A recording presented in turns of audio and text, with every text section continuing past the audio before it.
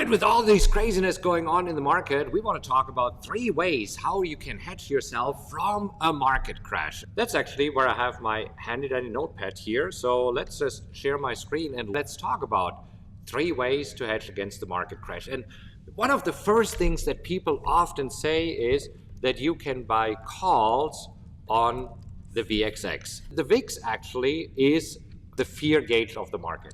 Sure. So the fear gauge, or the VIX, is based on the S&P 500 option premium, essentially the going 1 month out. So when premiums increase, you have more fear in the market because market participants believe there's going to be more movement in the market, and that sends the VIX higher. So you actually have a VIX futures contract. VXX is a stock or ETF that actually tracks the VIX itself. And so this is something that could be traded both as an ETF or options. Right, and this is where we see today as the markets are going down. So the Nasdaq is down 2.3%.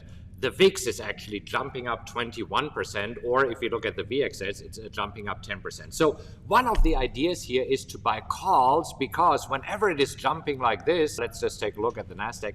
This is when the Nasdaq was going down. It's not only the Nasdaq, it's also the S&P, and it is the Dow. So this is one of the strategies that you can do. So let's take a look at this and see if this makes sense and for whom it makes sense, because you see that we have a spike here. So we want to take a look at options, and we jump over here to an options chain, and this is where we look at the VXX. And so the question is, until when do you want to have your portfolio hedged? And we could just choose 318, which is just a little bit over a month from now. We look at this, now we start taking to look at calls and say, okay, let's say we want to protect ourselves when the VIX is jumping above. What?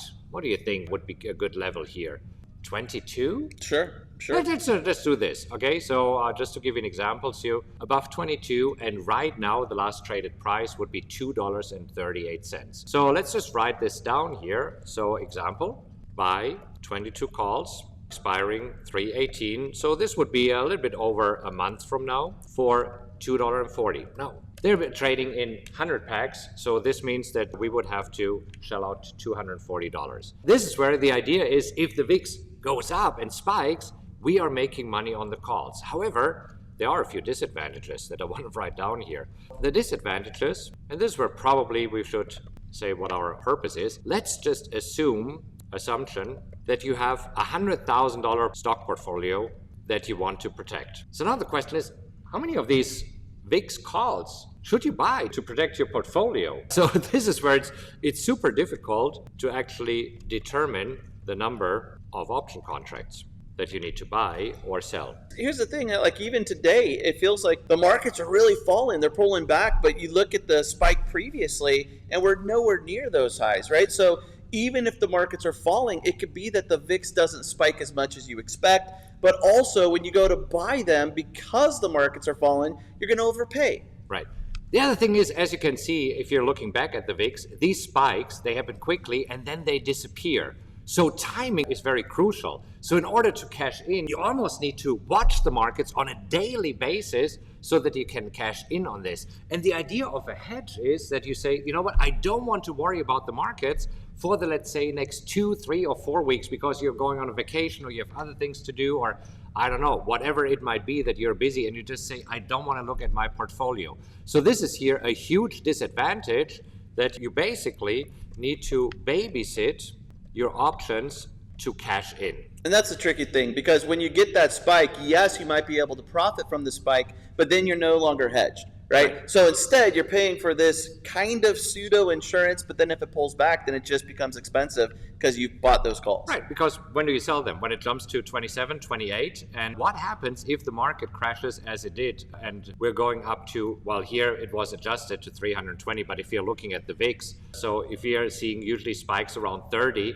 and then we have a crash like in May 2022 and it goes up to 70 and 80. Suddenly you're no longer protected here. So we should write this down. Once you cash in, no more protection, or no more hedge, we should say this. Okay, so obviously, as you can see, this is not very good, even though many people say, oh, you just buy some call on the VIX. I think this is the worst way, the absolute worst way to hedge a portfolio. Yeah, it's my least favorite. I feel that the VIX actually is more efficient than people think. Like, it's priced efficiently. So I really have a hard time trading volatility products. Right. Okay. So the next is, this is where some people say, well, just buy some puts on a contract like the SPY, for example. So the SPY, let's just jump over here and show you what that is. So the SPY is also an ETF that is kind of mirroring the S&P 500. Yep. The advantage is it's not as expensive as this. It's only like the SPY is approximately a tenth of this.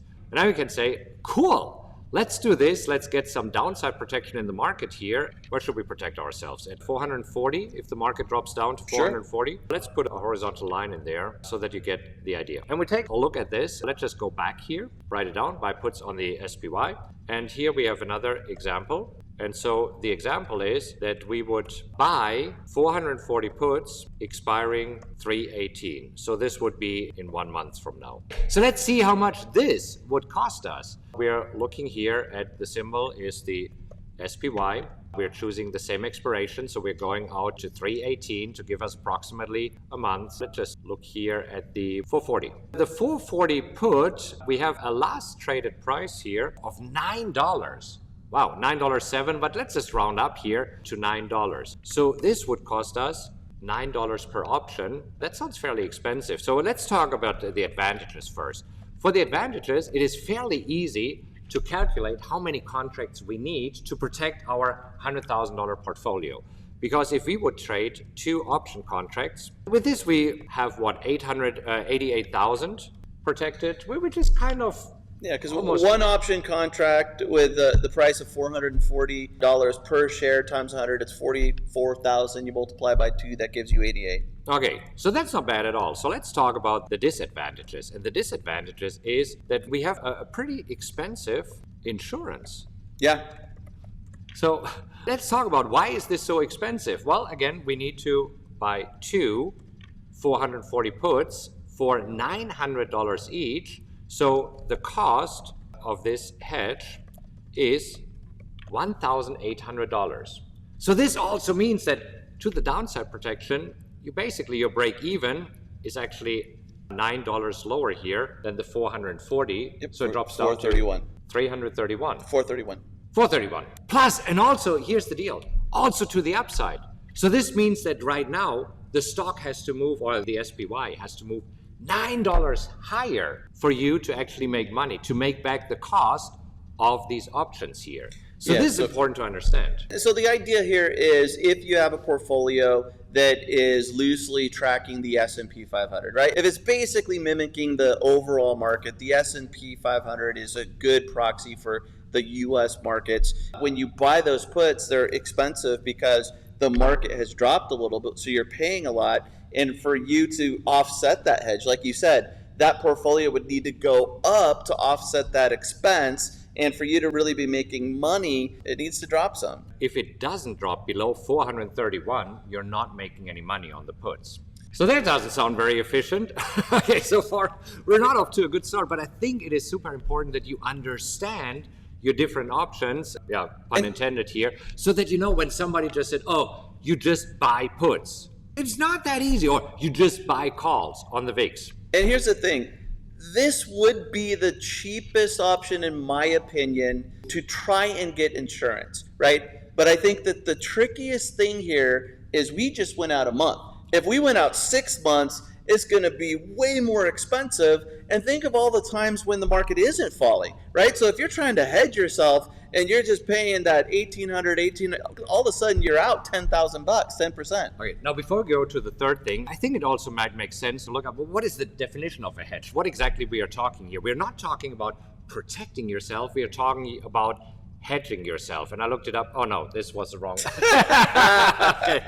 Over the edge, you probably know this. Okay, so let's talk about this definition here, that we see a hedge is an investment that is made with the intention of reducing the risk of adverse price movements in an asset. And this is where we see here normally, and let's just copy this over here from Investopedia. So thanks Investopedia for letting us know. Normally a hedge consists of taking an offsetting or opposite position in a related security. And now we're getting somewhere. so let's talk about the third possibility, and this is buy an inverse ETF. Ooh, okay. What does this mean, Mark? So let's talk about this. Sure. So you have ETFs that mimic the different indices. So you have an ETF that tracks the Dow, the NASDAQ, the S&P 500, the Russell, and those are going to be ETFs that move with the index just like the SPY. But an inverse ETF actually moves in the opposite direction. So if the S&P 500 is going up, the inverse ETF is going down. You're losing money if you've bought shares of the ETF. But if the S&P 500 is falling, the inverse ETF is actually making money and increasing if you've bought shares. I'm just writing down the regular ones that are tracking these indices. Yep. Now let's talk about the reverse ETFs. Let's actually go in the same order. Let's take a look at the one for the Dow. Let's just say you have a stock portfolio that mainly consists of value stocks that you typically find in the Dow. So what would be possible solutions here, Mark? The ticker is DOG, and so this is going to move in the exact opposite of the Dow. Dog. Yep. DOG. Okay, so let's take a look at this first before we give you the other ticker symbol. So if you're looking here at the DJI, this is what the Dow looks like right now. So if we look at the dog, it moves the exact opposite. Okay, so that's super interesting and trading at 32.60. Cool. Let's talk about the next one. And I think, actually go back there real quick. So if you look at the percent move, I think that's the most revealing, because with these inverse ETFs, there are some management fees and they're balancing it daily. So one warning here, I would not do this for a long-term trade because it's not going to mimic it perfectly long-term, but for a short-term trade, it can be a great hedge. Right, exactly. Okay. So this is, for example, for the Dow. Let's jump over and let's say, okay, for the S&P 500, what if you have a portfolio that kind of mimics the S&P 500? The inverse ETF would be SH. SH.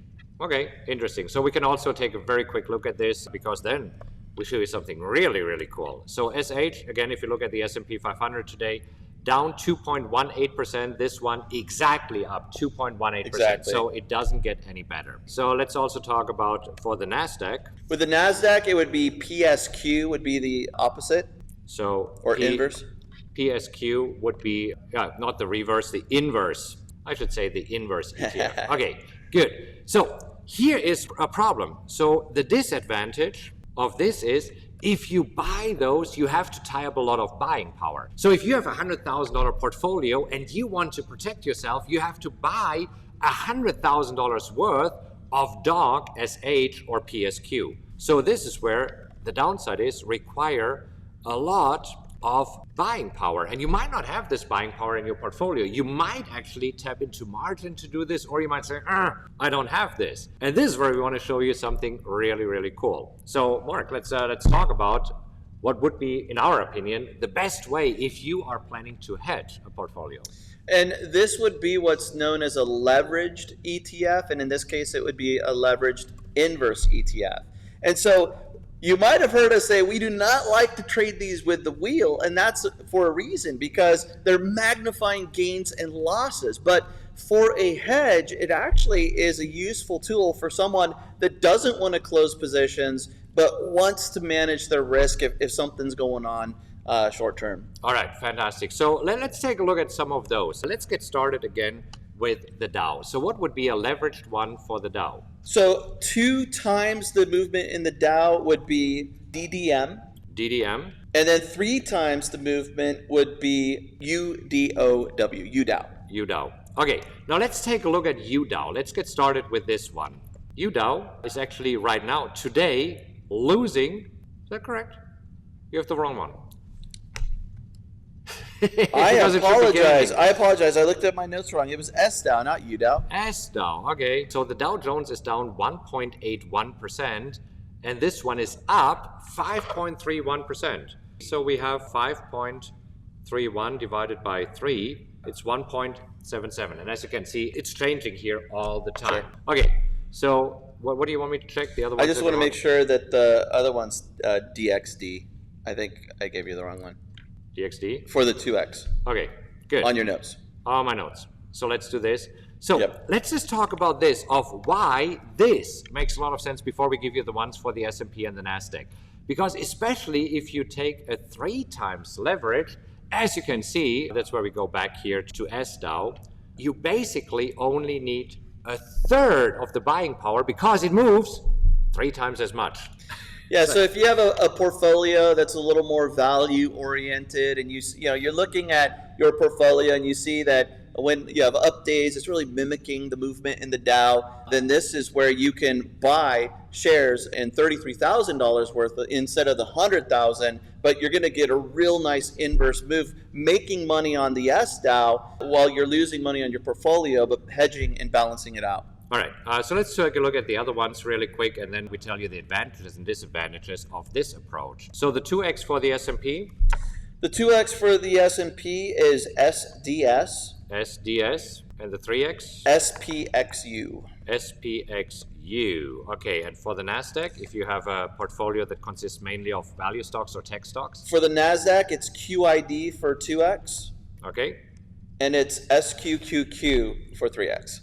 SQQQ for 3x. Okay, so let's talk about the advantages. So here, with the leveraged inverse ETF, the advantage is it requires only 1/3 of the buying power. Another advantage is that you can protect your whole portfolio exactly. So there's no guessing, because if you have, for example, let's say that you want to protect it with the SDAO, and you have a $100,000 portfolio, then you just take the 100,000, right, divided by 3, because this moves 3 times as much. So it's 30,333, and divided by the current price here, 28.24, and you see that you need to buy exactly 1,180 shares. Boom! I mean, this way you have an exact 1-to-1 protection. So this, I think, is a huge advantage. But let's talk about the disadvantage. The disadvantage, and I almost don't want to call it this way, so I'm putting this in quotation marks, and here's why. The disadvantage, it is a full hedge. What does it mean? A full hedge means that if the Dow moves higher, the SDAO moves lower, and you lose money on the SDAO while you're making this. So it's basically a net zero. So you don't really have protection, you have a full hedge. When does a full hedge make sense? Let's say you have some exposure to the markets and you know that for the next few days or for the next few weeks, you cannot look at the markets at all, and you want to avoid that the market crashes and that you get caught on the bad side. You just want to make sure that your portfolio's value stays exactly where it is right now. That's when a full hedge makes sense. And this is the other thing here. It is super easy. That's not a disadvantage. It's an advantage. Easy to put on and off. And other than with options that we have earlier, you don't have to worry about a time frame. You can do this for a day. You can do this for 3 days, 5 days. It doesn't really matter. So doesn't require a time frame. And there could be some issues with longer term, time frames, but that wouldn't be. There'd be no point to hedge your portfolio for 6 months. Right. Like this is all weeks, maybe a month, but long term, it wouldn't make any sense to do this. Yeah. So as you can see, first of all, you need to understand that there is 2 things. There's a protection from a market crash.